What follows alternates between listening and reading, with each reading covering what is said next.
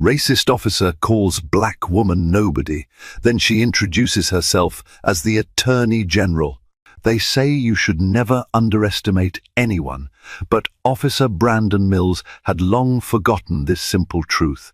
One blazing afternoon in front of the downtown courthouse, Mills spat a racial slur at a quiet, unassuming black woman and contemptuously called her a nobody. Little did he know, he had just insulted the most powerful law enforcement official in the state Attorney General, Tasha Bryant. That single moment would ignite a chain reaction of revelations, battles, and karmic retribution that rocked the local police department, riveted the public, and forever altered the destinies of everyone involved. Buckle up, this is a tale you won't want to miss. A sizzling sun hung like a molten disk over the bustling heart of Montgomery, Alabama. The air was so thick with humidity that each breath felt like sipping hot water. In the distance, the stately pillars of the Frank M. Johnson, Jr. Federal Building and United States Courthouse shimmered in a haze. People darted back and forth across the street, eager to get inside the air-conditioned sanctuary of the building before they melted under the relentless southern heat. In the midst of this frenzied scene, Officer Brandon Mills stood beside his cruiser on the curb, a permanent scowl etched onto his tanned face. Mills was in his early 40s, yet the lines around his eyes and the flecks of grey at his temples made him seem older. Days under the punishing sun and nights navigating the city's underbelly had hardened him, but not in the way that fosters empathy. If anything, it had calcified his prejudices. He eyed the throng of pedestrians with thinly veiled resentment. His practiced gaze fell upon Tasha Bryant, a poised, impeccably dressed black woman who looked to be in her mid-30s. She wore a navy blue pantsuit and carried herself like someone well accustomed to commanding attention in any room. Unlike the other passers-by who rushed in and out of the courthouse, Tasha walked with a measured pace. She neither hurried to avoid the sun nor acknowledged the sweat collecting on her brow. From across the street, Mills could see a quiet confidence in her posture that irked him for reasons he would never admit even to himself. To him, Tasha's very presence was an affront, though she had done nothing more than walk past. Driven by some twisted reflex, Mills zeroed in on her as his next target. He brushed off his uniform, adjusted his tinted sunglasses, and decided to intervene where no intervention was required. Tasha paused briefly at the courthouse steps, rummaging through her sleek leather handbag for her phone. Just as she found it, she heard an authoritative voice bark behind her. "Hey, you there! Stop!" Her first instinct was to wonder if she had dropped something or unknowingly violated some minor infraction. She turned around calmly, surprise flickering across her features when she saw the stocky police officer marching toward her, one hand on his belt, the other pointing a finger in her direction. "Yes, officer," she said politely, raising an eyebrow. She kept her tone level, mindful of not coming across as confrontational. Experience had taught her that some officers interpret even the slightest perceived challenge as a reason to escalate. Mills removed his sunglasses, revealing pale blue eyes with a hawk-like glare. "You in a hurry?" he asked, voice dripping with suspicion. "What are you doing around here?" Tasha offered a patient smile. "I'm just on my way into the courthouse." "Is there an issue?" He took a step closer, towering over her, presumably trying to intimidate. "The issue is, I don't recognize you. Usually, I see the same faces going in and out. You new here or something?" Tasha's expression remained neutral. She had encountered this type of subtle intimidation before, sometimes in a boardroom, sometimes in law enforcement settings. "I'm new to Montgomery," she said, carefully choosing her words. "I have an appointment." Mills looked her up and down, a sneer tugging at his lips. "An appointment for what? You a lawyer or something?" Tasha smiled again, but this time with a hint of steel behind it. "Yes, something like that." The tension in the air felt thick enough to slice. Passers-by started to glance curiously in their direction. Tasha remained composed, her back straight, her chin high. Mills, however, seemed determined to pick a fight, or at least make a scene. He jabbed a finger in her face, disrespect etched in every line of his sneer. "You look shady as hell," he declared. "What's your name, anyway?" Tasha took a measured breath. The old Tasha before law school, before forging her path in a complex legal world, might have bristled and snapped back. But she had learned restraint. "My name is Tasha Bryant," she said evenly. Mills stared hard, as if trying to place the name. "So, Tasha Bryant, you're telling me you got business in that courthouse? You better not be lying.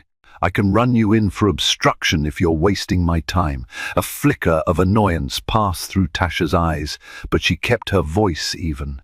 "No, officer, I'm not lying. I have an appointment with Judge Carter at 10. I'm due in his chambers shortly." Something about her manner, too calm, too certain, seemed to push Mills over the edge. Perhaps it was the unwavering way she held his gaze. Perhaps it was the faint aura of authority she wore as naturally as her tailored suit.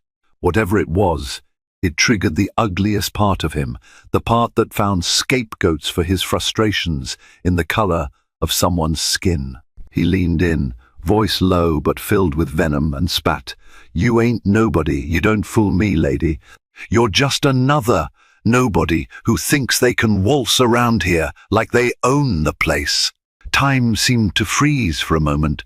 Tasha felt a rush of indignation surge through her. She quickly reined it in, but not before Mills caught a glimpse of fire in her eyes. He grinned, mistaking that spark for fear. He had no idea what was coming. Tasha stood quietly, letting the weight of Mills's slur linger in the humid air. Something in her posture shifted, though. She squared her shoulders, her voice growing cooler. "Officer, the first suggest you reconsider your tone." A crowd had begun to form at a discreet distance, drawn by the tension between the uniformed officer and the self-assured woman in a power suit. Whispers fluttered through the onlookers. Some recorded with their phones, sensing that this was exactly the sort of confrontation that would go viral. Mills smirked, emboldened by the attention and apparently unaware that any of it could backfire on him. "Or what?" he taunted. "You gonna file a complaint? You think the chief's gonna care about some random nobody's complaint?" The corners of Tasha's lips curved into a tight smile. "I suspect your chief will care very much," she replied. Then she pulled out her phone, tapped the screen a few times, and brought it to her ear. "Yes, hello. This is Tasha Bryant. I'm standing outside the courthouse, and there's an officer here who might need a reminder of departmental protocol." She paused, listening for a moment, her expression unwavering. Mills stiffened, uncertainty flickering across his features for the first time. He didn't realize yet that Tasha was calling the local precinct. He just assumed she was bluffing. "What are you doing?" he barked. "You can't just—" Tasha held up a hand. "Chief Mackenzie? Yes, I'm here with one of your officers. Badge number 6723. Officer Brandon Mills. Would you mind reminding him who I am?" In that instant, Mills's face went ashen. He took a step back, confusion warring with disbelief. He could hear Tasha's phone faintly. Someone on the other end was speaking in hurried, anxious tones. Then Tasha turned the screen so Mills could see the face of his boss, Chief of Police Regina Mackenzie, a formidable woman known for her unwavering commitment to civil rights and departmental integrity. Mills froze in place. Tasha ended the call, slipped her phone into her bag, and reached into the inner pocket of her blazer. Slowly, she withdrew a small leather case. Flipping it open, she revealed a badge emblazoned with the words, "Attorney General State of Alabama." A murmur of shock rippled through the small crowd. Mills's eyes widened. He stared at the badge, then at Tasha's unwavering gaze, and realized he had done far more than pick the wrong fight. He had effectively set his career on fire. For a moment, Officer Mills looked like a stranded boat about to capsize under a merciless storm. His bravado, his sneer, and his condescension melted away, replaced by stark terror. Tasha's posture remained calm, dignified, but her eyes gleamed with an intensity that left no doubt she was done suffering fools like him. Onlookers whispered excitedly, some recording the scene with renewed energy. Tasha could see camera phones capturing every angle. She fully understood the spectacle. Unfolding this was about more than her. It was about a system that allowed certain officers to throw around intimidation without consequence, until they met someone with enough power to hold them to account. Mills struggled to form words. I didn't know you were, I didn't. He looked around, as if hoping someone would jump in and rescue him from this fiasco. But nobody did. Tasha, who had borne the brunt of his insults just moments before, let him dangle in his own discomfort. She stepped forward, her voice cold and concise. "Officer, I'll be late for a meeting with Judge Carter. If you'd like to continue this conversation, I'm sure we can do so in a more formal setting." She brushed past him, heading toward the courthouse steps. Mills stood frozen, humiliation washing over him. His gaze followed her. She disappeared through the tall doors, leaving him alone with a flabbergasted crowd and the scorching Alabama sun beating down on his throbbing temples. In the days that followed, the video of the confrontation between Officer Mills and Attorney General Tasha Bryant spread like wildfire. Local news anchors introduced segments with the sensational headline, "Racist Officer Calls Black Woman Nobody." Then she introduces herself as the Attorney General. The footage was shared across social media platforms, generating millions of views and a torrent of heated commentary. Inside the Montgomery Police Department, an uneasy tension spread. Chief Regina McKenzie wasted no time launching an internal investigation. She was acutely aware of the optics, a white officer verbally harassing a black attorney general on the courthouse steps. She also knew Tasha personally.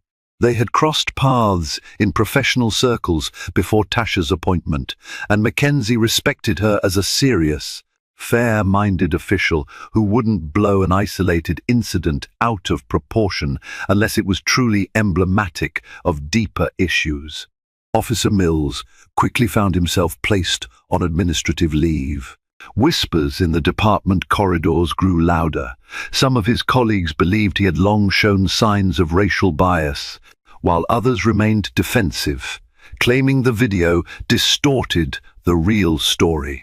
An old friend of Mills, Officer George Hastings, tried to gather support within the department to frame Mills's behavior as stress-induced, but the attempt fell flat when the evidence of blatant racism was undeniable. Meanwhile, Tasha quietly continued her duties, reviewing cases, meeting with the governor, and working on plans to tackle systemic issues in the state's criminal justice system. She received countless messages of support from friends, colleagues, and even strangers who saw in her a symbol of triumph over racial prejudice. She also received a smaller, but more vicious, wave of hate mail, anonymous letters laced with slurs and warnings, targeting her identity. Tasha remained steady. She had faced worse before, and likely would again. But what Mills didn't know, what Tasha had not even begun to reveal, was that she already had a stack of complaints against him, filed by citizens who lacked the influence to make the department take notice. Now, with the eyes of the nation on their city, Tasha had all the leverage she needed to shine a spotlight on a rotten corner of the system. This was more than retribution. It was an opportunity for real change. Late one evening, Tasha retreated to her private office to sift through the documents relating to Officer Mills. The dull hum of the overhead lights and the faint buzz of the air conditioner were her only companions. Stacked neatly on her desk were complaint reports from citizens who alleged harassment or misconduct. One complaint stood out from the rest, filed by an older man, Mr. Randall Davis, who described a terrifying encounter with Mills at a traffic stop. The language was heart-wrenching. He pointed his gun at me, screaming that I was just another worthless old man who needed to be put down. Tasha paused, her heart sinking. According to the complaint, Mr. Davis had tried for months to get the department's Internal Affairs Division to investigate, but he never even received a phone call back. Flipping through more files, Tasha saw a pattern disproportionate harassment of black citizens and repeated use of derogatory language. While not every complaint had the same level of evidence, the sheer volume painted a troubling picture. For each person who had mustered the courage to file a complaint, there were likely dozens more who never did, resigned to the belief that the system would never listen. It was in that moment Tasha resolved to go beyond merely holding Mills accountable. She wanted to dismantle the tacit network within the department that tolerated such behavior. If that meant launching a full-scale civil rights investigation into the Montgomery Police Department, then so be it. Outside, the moon shone bright over the quiet city. Tasha closed her files, exhaustion tugging at her, but determination fueling her onward. She picked up her phone and sent a message to an investigative team at the Department of Justice's Civil Rights Division. She ended it with a simple but resolute line: "We need to talk." When Mills was called into Chief Mackenzie's office, he was greeted by an austere silence. The chief, a stout woman in her 50s, wore her grey hair in a short bob, her piercing green eyes exuding equal measures of frustration and disappointment. Mills sank into the chair opposite her, avoiding eye contact, pulling at the seams of his uniform as though hoping it would protect him.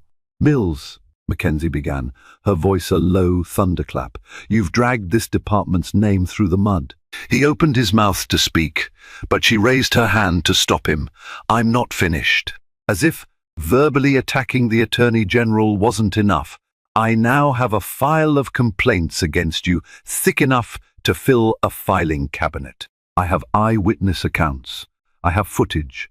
I even have ex-partners who say you crossed the line more than once."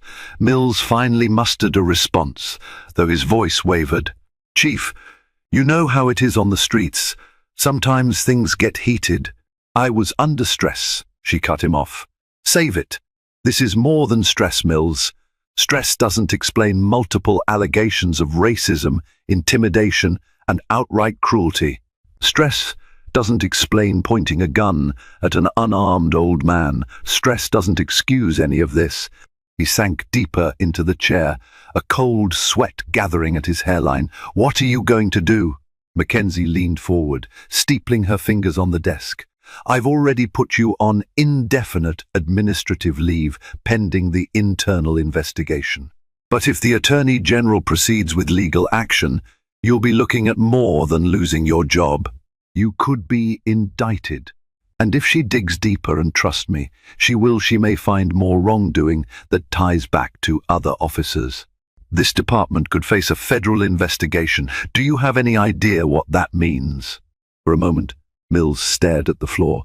"You're throwing me under the bus," he muttered bitterly. "No," Mackenzie snapped. "You drove the bus off the cliff, and I'm just trying to salvage what's left." She stood up and marched to the door. "Now get out of here. I have work to do." That evening, Mills returned home to a small, nondescript house on the outskirts of Montgomery. The lawn was freshly mowed. His wife, Candace, had always been meticulous about appearances. Inside, the atmosphere was strained. Their teenage son, Kevin, sat at the kitchen table, headphones clamped over his ears, scrolling through social media on his phone. He glanced up as his father walked in, eyes clouded with contempt. "You really did it this time," Kevin said, removing his headphones. "Mum's been crying in her room ever since the news showed you harassing that woman." Mills flinched. Hearing his own son speak with such disdain felt like a dagger to the heart. He tried to respond, but words failed. He instead went to find Candace, who stood in the living room, arms crossed, tears staining her cheeks. On the television screen behind her, a local channel replayed the now infamous video of Mills spitting out the word "nobody." The anchor's voiceover described Tasha Bryant as a groundbreaking attorney general, the first black woman to hold the office in the state's history. Brandon, Candace began, her voice trembling with a mix of anger and heartbreak. What have you done? Our faces are everywhere. People are calling, leaving ugly messages. Kevin had to walk out of practice because kids were making jokes about his racist dad. Mills tried to put a hand on her shoulder, but she flinched away. I didn't know who she was, he muttered helplessly. That's exactly the problem, she cried, voice cracking. You didn't care who she was. You treated her like dirt because you thought you could, and now our family is going to pay for your bigotry. She shook her head. You used to be a good man, Brandon. When did you become this? Mills had no answer. He had never considered himself a racist, but his actions spoke otherwise. He stood there, the gulf between who he thought he was and who he had become yawning like an endless chasm at his feet.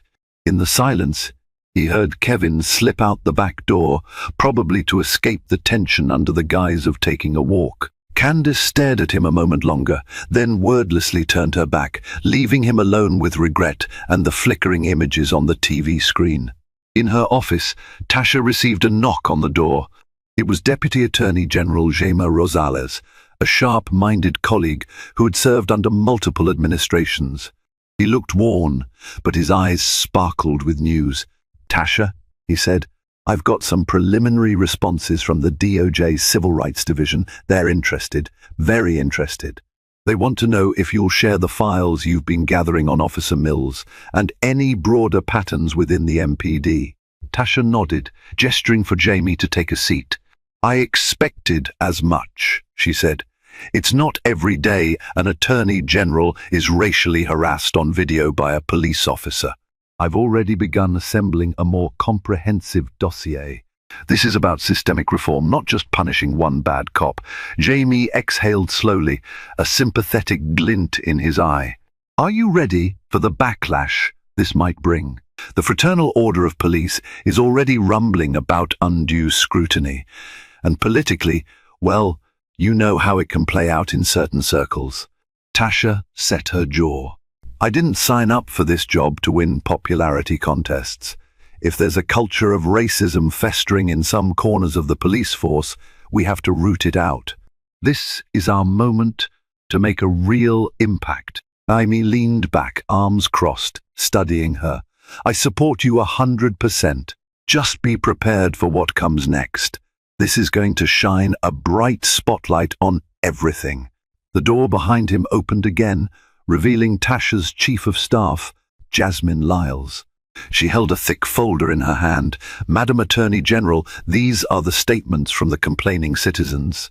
I've organized them chronologically, with cross-references to the officers involved. Tasha thanked her and turned to Jamie. Let's get to work. Every name, every incident, every piece of evidence. I want it all. And let's arrange a meeting with Chief Mackenzie to ensure she's cooperating fully.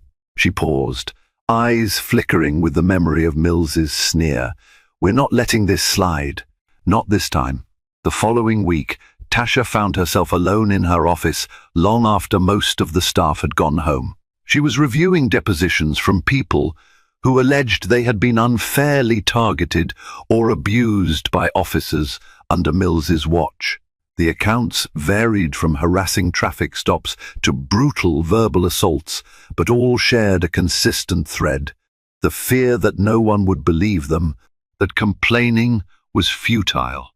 As she read through these emotionally charged testimonies, her own memories bubbled to the surface. She recalled being pulled over in her 20s, back when she was a stressed-out law student at Howard University. The officer asked why she was driving a fancy car. She tried to explain she was borrowing it from a friend, but he sneered, implying it was stolen. She spent an hour on the side of the road until her friend showed up with registration in hand. No ticket was issued, no apology was given. She remembered how powerless she felt, how close she came to losing faith in the system she aspired to serve. The very next day, she vowed never to let intimidation stop her from becoming a force for justice.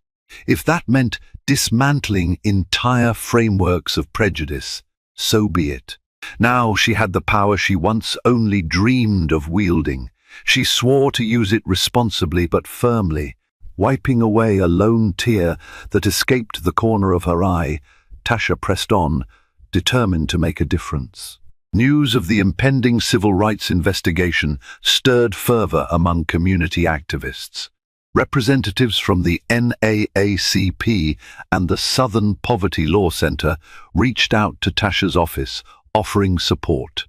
Local churches held prayer vigils calling for unity and justice. Public opinion polls showed a surprising shift. Even some conservative constituents who typically sided with law enforcement believed Officer Mills had crossed an unacceptable line. Meanwhile, the Fraternal Order of Police spokesperson, Sergeant Delaney, railed against what he called a witch hunt. He argued that one viral video shouldn't be enough to demonize an entire department. When asked about the numerous complaints against Mills, Delaney pivoted to talk about how policing was tough and stressful, and that split-second decisions can be misunderstood. Tasha responded publicly, maintaining a measured tone. No one denies policing is difficult, but difficulty is not an excuse for bigotry, intimidation, or abuse of power. Our goal isn't to demonize the police, but to ensure that every officer upholds the law they swore to protect. Behind closed doors, though, she felt the pressure intensify. Some members of the state legislature, beholden to influential law enforcement unions, started calling her office, urging a less confrontational approach.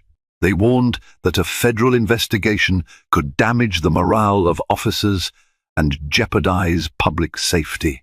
But Tasha stood firm. Sunlight is the best disinfectant. If you have nothing to hide, you have nothing to fear. Cornered, and fearing both legal and personal ruin, Mills hired a flamboyant defense attorney, Carlton Green, a man known for dramatic press conferences and a knack for twisting narratives. Green wasted no time whipping up a counter-story. Mills had been set up by political operatives. Tasha had provoked him to blow the incident out of proportion and further her career. Though the theory was outlandish, certain corners of the internet lapped it up. Green scheduled a press conference in front of the Montgomery Police Department, replete with cameras and an audience of curious onlookers. Dressed in a sharp, pinstriped suit, Green took the mic. "Ladies and gentlemen, my client, Officer Brandon Mills, is a dedicated law enforcement officer with 15 years of service. He made a mistake, he admits that. But to portray him as the face of racial hatred is unfair and grossly exaggerated. We believe that Miss Bryant, the Attorney General had a personal vendetta and used her position to orchestrate this entire fiasco. We will present evidence that proves Officer Mills is a scapegoat." Tasha watched the coverage in her office. She felt a sting of anger, but quickly reminded herself that Green was doing what high-profile defense attorneys do, distorting facts, sowing doubt, and hoping to shift public perception. No matter. She was prepared to present the evidence, the complaints, the testimonies, and the patterns of abuse that no baseless conspiracy theory could sweep away. Amid the chaos, Tasha and Chief Mackenzie arranged a private meeting. It took place in the chief's office, a space decorated with plaques and commendations. There was no coffee, no small talk, just the stark reality of two women who understood the gravity of the situation. "Tasha," Mackenzie began, sighing heavily, "I won't defend Mills. He's done more than enough damage on his own. But I'm worried about how this might affect the honest men and women on the force." "Morale is plummeting." Tasha leaned forward. "I understand, Chief, but we can't ignore what's happening. If we let Mills get away with this, it sends the message that officers can act with impunity. That's how corruption festers. Mackenzie nodded, conceding the point. I'm willing to cooperate. Just please let's be fair. Not all of my officers are like Mills. Tasha softened her voice. I know, and that's why we need to root out those who are. It'll actually help restore faith in the department for both the public and the rank-and-file officers, who do their jobs honorably. They discussed the details of the federal inquiry, the internal review, and the probable media fallout. By the end of the meeting, neither woman looked particularly happy, but they left with a shared understanding. The process would be painful, but it was the only path to real reform. A preliminary hearing was scheduled in the county courthouse to address Officer Mills's status pending the outcome of the investigations. The courtroom buzzed with spectators, media, and activists who lined the wooden pews. Mills sat at the defense table, flanked by Carlton Green. Tasha sat at the prosecution's table, supported by an assistant district attorney, Tricia Martin.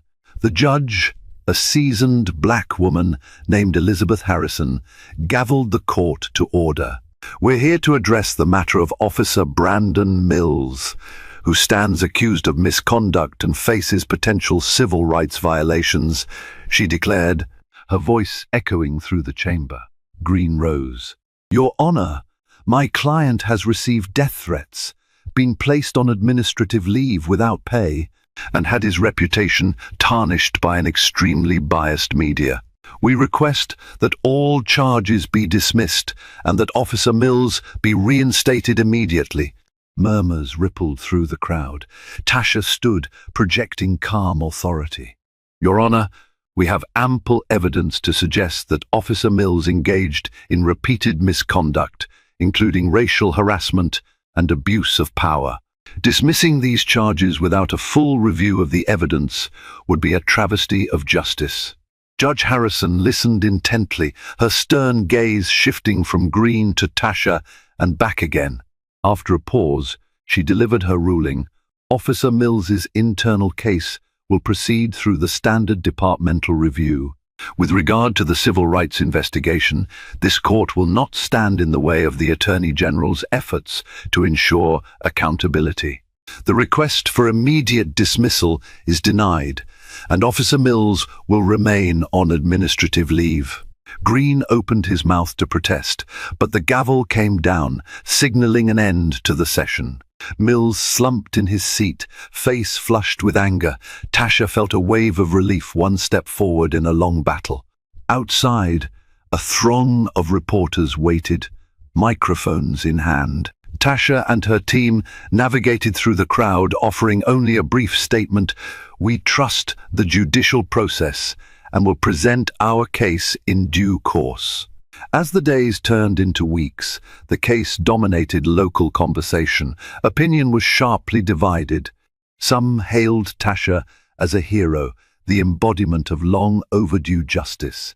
Others saw her as a grandstander, exploiting a viral moment to further her political career at the expense of a mistaken officer. Families argued at dinner tables, church groups debated in fellowship halls. Kevin Mills, Officer Mills's teenage son, found himself ostracized at school. Friends he had known since kindergarten suddenly avoided him, unwilling to be associated with the racist cop's kid. He spent lunches alone, bitterness rising in his throat like bile. Some part of him knew his father was in the wrong, but another part of him resented Tasha for making his family's struggles so public. Meanwhile, Tasha's own nephew, Jerome, confronted a tense moment in his civics class. The teacher asked the students to discuss current events, and the topic of Officer Mills naturally came up. When classmates realized Jerome was related to the Attorney General, their questions rained down. Some were supportive, while others were sharp and accusatory.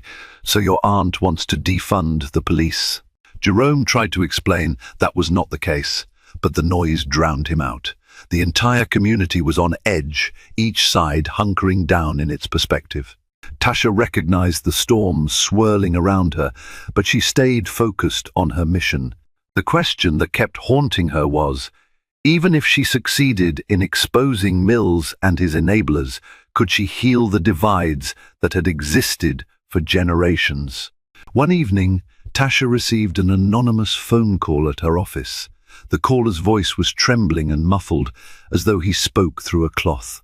He refused to give his name, but Tasha had learned to keep such conversations going. Sometimes they yielded vital information. "I can't say who I am," the voice stammered, "but you need to look at the 14th Precinct incident logs from last November. Mills was involved in something big. The paperwork doesn't match what happened on the street." Tasha jotted down notes, her heart pounding. "Can you give me any more details?" she asked gently. The voice hesitated.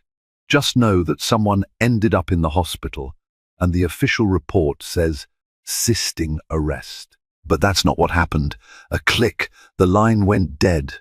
Tasha leaned back in her chair, the phone slipping from her grip. This could be the thread that, when pulled, unraveled the entire tapestry of corruption. She immediately sent a message to her staff, instructing them to retrieve and review all incident logs for the 14th precinct from the past year. If there was a hidden bombshell in those records, she needed to find it fast. Within days, Tasha's investigation team discovered disturbing irregularities in the 14th precinct's records. One case in particular stood out. A 19-year-old black man, Devon Brooks, was hospitalized after a brutal arrest by Officer Mills and two of his colleagues. The official report claimed Brooks had attacked the officers unprovoked, but witnesses told a different story. They said Mills had cornered Brooks in a parking lot, accused him of loitering, and when Brooks tried to walk away, Mills assaulted him. The hospital records showed injuries consistent with excessive force, not resisting arrest. Even more damning was the fact that the hospital staff had reported concerns to the department's Internal Affairs Division, only for the complaint to vanish without a trace. Tasha saw the pattern. Mills wasn't just a rogue cop. He was protected by a small network of like-minded officers, and possibly someone higher up who manipulated the paperwork. She felt a swirl of emotions: revulsion for Mills's brutality, anger at the system that protected him, and resolve to uncover the full truth. With every new piece of evidence, the case grew larger and more damning, transcending Mills's viral insult into a comprehensive expose of corruption. Equipped with the new evidence, Tasha secured a search warrant for the precinct's internal files. She arrived early one morning with federal agents in tow, setting foot into the 14th precinct's modest brick building. Officers glanced nervously as they swept through the corridors to the records room. Lieutenant Parker, a tall, stern-faced man with silver hair, stood in their way. "On whose authority?" he demanded, not budging. Tasha produced the warrant, her tone curt. Attorney General Tasha Bryant, acting in coordination with the Department of Justice's Civil Rights Division. "We have reason to believe this precinct has withheld or falsified official records."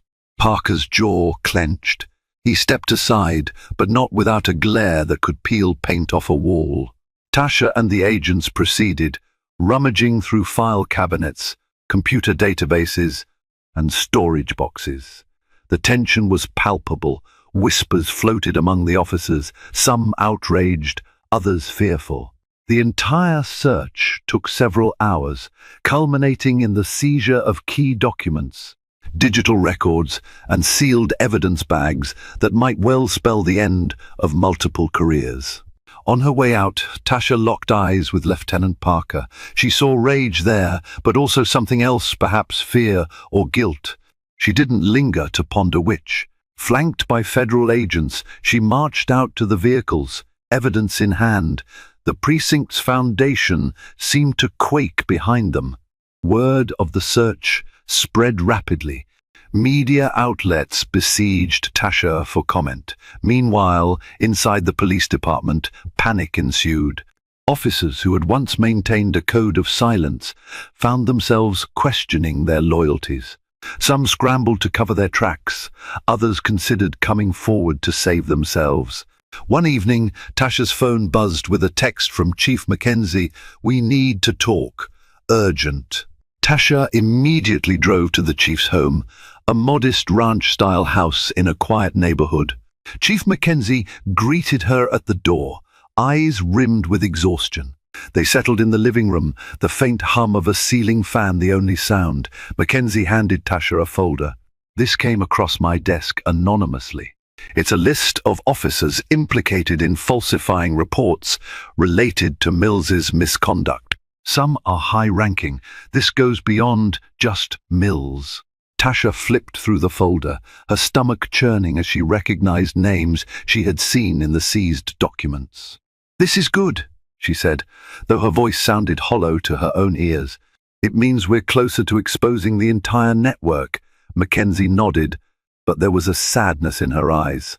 "You realize this will tear the department apart." Tasha set the folder down. "Maybe that's what needs to happen," she replied softly. "Tear it apart and rebuild it stronger, fairer." The next morning, Tasha called a press conference in front of the Alabama state capitol. A sea of reporters and television cameras awaited her. She stepped up to the podium, took a calming breath, and spoke. "Good morning. As many of you know, we have been investigating allegations of police misconduct within the Montgomery Police Department, specifically involving Officer Brandon Mills. Our inquiry, in conjunction with the Department of Justice's Civil Rights Division, has uncovered evidence suggesting a systemic pattern of abuse and falsification of reports by multiple officers. We have reason to believe these actions have disproportionately harmed communities of color. Let me be clear. We respect the many brave men and women who serve honorably in law enforcement. This investigation targets those who abuse their power and betray the badge they wear. Our goal is accountability and reform, not punishing the entire force. However, we will not hesitate to use every legal tool at our disposal to ensure justice is served. I ask for the public's patience and support as we move forward. This investigation is about upholding the constitutional rights of every citizen in this great state." She stepped back, ignoring the shouted questions from reporters. The gauntlet had been thrown. Now came the reckoning. Holed up in his attorney's office, Mills watched Tasha's press conference on a flat-screen TV mounted on the wall. Green paced back and forth, phone clutched in one hand, a half-eaten bagel in the other. "They've gone nuclear," Green said between bites. "This is bigger than just you now, Brandon." "They're painting this as a systemic issue." Mills glared at the screen. He had lost weight, dark circles hollowed his eyes. "This is a witch hunt," he spat. "Everyone's throwing me under the bus." Green gave him a look that bordered on pity. "We can't fight all of this at once. The best I can do is try to negotiate some kind of plea deal. They might offer leniency if you testify about the broader corruption." Mills recoiled. "You want me to snitch on my own?" Green shrugged. "It's either that or you face the full brunt of the charges alone. And trust me, they've got enough to bury you." Mills stared out the window, guilt and anger warring within him. Moments of clarity pricked his conscience, memories of corners he cut, lines he crossed. But a lifetime of ingrained prejudice and a desperate desire to cling to his identity as a good cop made it almost impossible to accept responsibility. He simply couldn't see himself as the villain in his own story. As the investigation deepened, more officers were suspended, some even arrested. Protests broke out, some supporting Tasha's investigation, others accusing her of overreach. Signs that read "Justice for All" stood alongside signs that declared "Stop attacking our police." Inside Tasha's office, phones rang off the hook. Anonymous tips, threats, praise, and condemnation all poured in. Tasha's staff worked long hours, fueled by coffee and a sense of mission. Late one night, Tasha ventured outside for a brief moment of fresh air. She stood on the steps of the Capitol, the city lights twinkling below. It was there that a man approached her, wearing a hooded sweatshirt that obscured most of his face. "Miss Bryant," he said quietly, "I'm Devon Brooks's uncle. Thank you for not ignoring my nephew's story." Tasha felt a lump form in her throat. "How is he? He's still recovering from the trauma, physically and mentally," the man said. "But knowing someone out there cares enough to hold those responsible accountable, it means a lot." He handed her a small envelope. "This is a letter Devon wrote for you." Before she could respond, he slipped back into the darkness. She stood there, envelope in hand, feeling the weight of responsibility more acutely than ever. Back in her office, she opened it. The letter was short, scrawled in shaky handwriting. "Thank you for seeing me as more than a nobody." Tasha's eyes brimmed with tears. Devon's words echoed the hurt she had once felt in her own life. If she accomplished nothing else, at least one young man knew he mattered. Months passed. The investigation matured into a full-blown civil rights lawsuit against the Montgomery Police Department and specific officers, with Brandon Mills as the primary defendant. Finally, the day arrived for the first major court proceeding that would determine whether the case would go to trial. The courthouse was packed. Protesters, supporters, and media flocked to the corridors. Tasha sat at the prosecution table, flanked by her team. Across the aisle, Mills and Green conferred in hushed tones, scanning through a mountain of documents. Judge Harrison, looking resolute, entered and called the court to order. Tasha presented the evidence methodically: internal logs, witness testimony, hospital records, and corroborating video footage. Each piece formed a damning mosaic of Mills's misconduct. Green tried to object at every turn, offering alternative explanations, misplacing blame, and questioning the credibility of witnesses. Tasha calmly deflected each attempt, fortified by the truth. By the time she rested her case, an almost tangible hush enveloped the courtroom. Judge Harrison gazed at Mills and then at Tasha. Based on the evidence presented, this court finds sufficient cause to proceed to trial. Officer Mills is hereby remanded for trial on charges of assault, falsifying official reports, and violation of civil rights. The broader inquiry into the department's practices will continue under federal oversight. The gavel pounded. A sense of finality rippled through the air. Tasha's team exhaled collectively, while Mills's shoulders sagged in defeat. Outside, the two camps of protesters erupted, some in cheers, others in outrage. The trial that followed was nothing short of an emotional marathon for everyone involved. Over the course of several weeks, a parade of witnesses, some trembling, others resolute, took the stand to recount their experiences with Officer Brandon Mills. The courtroom became a crucible of exposed truths and raw emotions, where each testimony chipped away at the carefully constructed facade Mills had presented for years. Tasha arrived on the first day of testimony with her shoulders squared and her head held high. Flanking her were members of the prosecution team who had spent countless nights poring over the mountain of evidence, detailed affidavits, incident reports with glaring discrepancies, and gruesome photographs documenting injuries suffered by civilians. As Tasha walked into the courtroom, she couldn't help but notice the flash of cameras and the anxious murmuring of onlookers. The entire city, it seemed, had come to witness Mills's reckoning. Early witnesses described smaller infractions, those routine traffic stops that escalated for no apparent reason. One by one, mothers, fathers, and young adults recounted how Mills would approach their vehicles with hostility. Often, they explained, it started with a menacing tone and ended with them sitting in handcuffs on the roadside for infractions as minor as a broken tail light. The consistent thread was an undercurrent of intimidation, made all the worse by racial slurs or belittling language. As the trial progressed, the accounts grew darker. A wiry man in his late 50s, Mr. Randall Davis, took the stand and spoke about how Mills had allegedly pointed a gun at him during a routine questioning, calling him just another worthless old man. Davis choked up when recalling that he had spent the night in jail on fabricated charges, even though he had done nothing more than ask why he was being detained. The packed courtroom fell silent, and many spectators bowed their heads in empathetic sorrow. Mills, seated at the defense table, averted his eyes but occasionally jotted down notes or whispered to his attorney.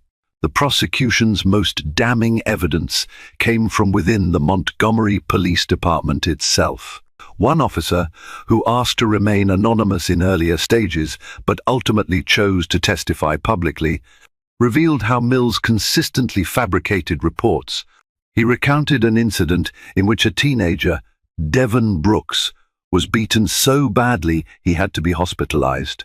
Mills's official report stated that Devon was violently resisting arrest, but the witness testified that the young man had merely been standing with his hands up, pleading for Mills to stop.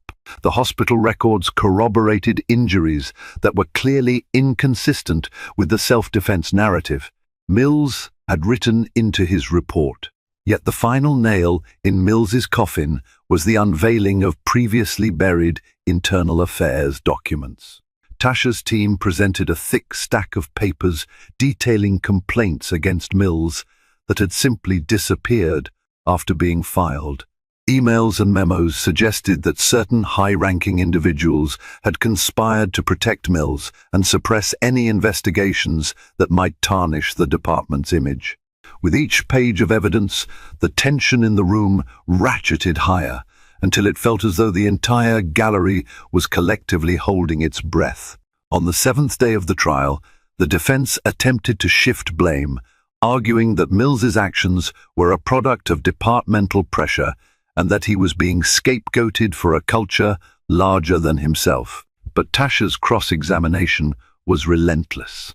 She pointed out that while systemic flaws did exist, it was Mills's personal choice to harass civilians, use racial slurs, and falsify reports.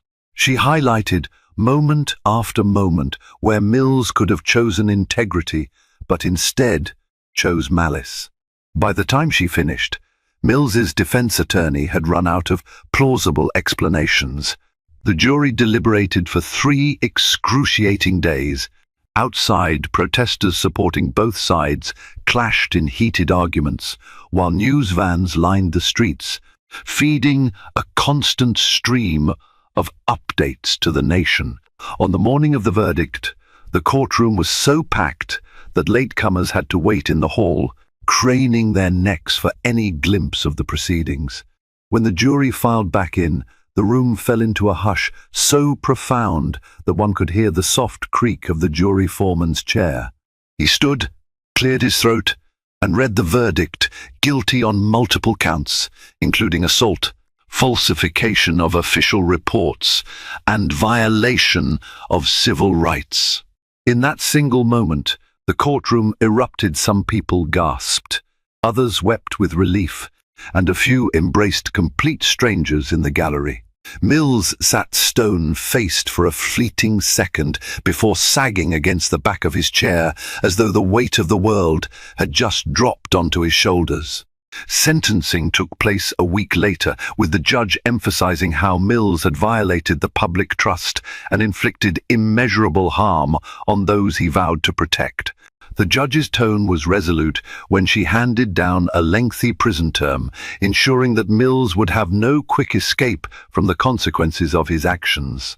As the courtroom emptied, he was led out in handcuffs, his eyes flickering with a mixture of shock and resignation. Outside on the courthouse steps, Tasha spoke to the press, the emotion of the trial evident in her voice.